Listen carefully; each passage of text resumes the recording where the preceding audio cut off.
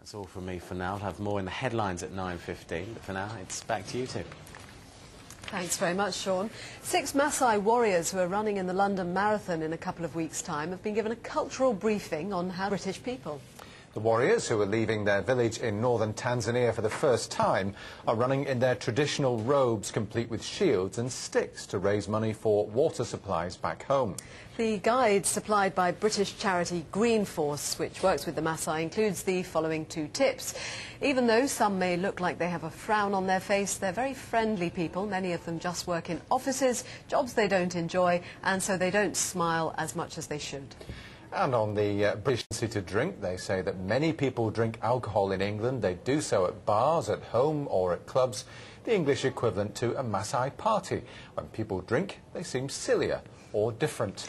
Well, the managing director of the charity that wrote Greenforce is Marcus Watson. He's with us here in the studio. Good evening to you. Good evening. Is this tongue-in-cheek or serious? No, this is serious. We prepare our volunteers who go out there and work with the Maasai to prepare them for Maasai culture. So it's only fair that we prepare the Maasai for the culture of the UK. They're effectively coming to our village. What kind of questions were they asking you about us that prompted this?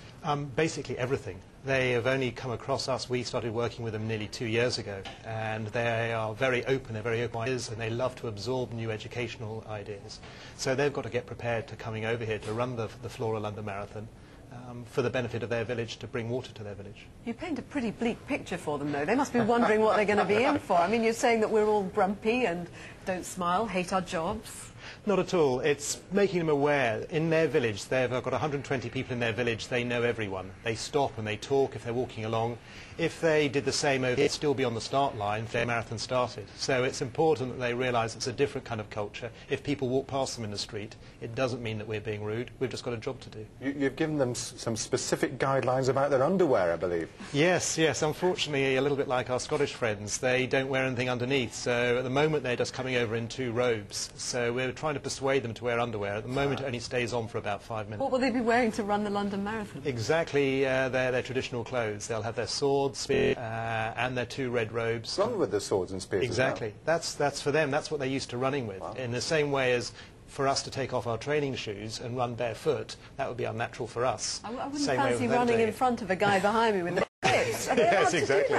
Yes, yes, we've got it cleared thanks to the London Marathon. There's going to be 6 of them all running in a block, so you'll be able to spot them when they're coming. They'll be chanting most of the way. They'll probably have quite a big clearance area around them. Yes, exactly. Well, they might be at the front because they are good runners, aren't they? Very good, yes, yes. They're basically cattle thieves. They spend a lot of their time going from one village to steal cattle and then run. That reminds me of another bit of advice in the guide. If you see any cows, don't be tempted to kill them. Exactly, so we'll keep them in central London so they'll be away from them. It sounds like a real clash of cultures, almost a la Crocodile Dundee. It's going to be interesting, isn't it? Yes, but this is real. These guys, they live in a village where they're basically drinking water out of effectively a large pond that gets rained in once every 2-3 years. It goes stagnant. 3 out of every 5 of their children are dead by the age of 5 due to this water. They feel very positively, rather than waiting for aid, which is what traditionally we've done with Africa. They come over and do something that they can do. Now, stealing cows or killing lion isn't really going to help, but they can run. And so if they come over, they run, and they can bring back fresh water for their village. And are you running with them? Unfortunately not. Fortunately, one of my staff is much fitter than all who's flying back with them will be also running with them. All right, great. Well, bring them in here. We'd love to interview them. I'd love to. Thanks very much. Thank you. Now, do you fancy a job with a bit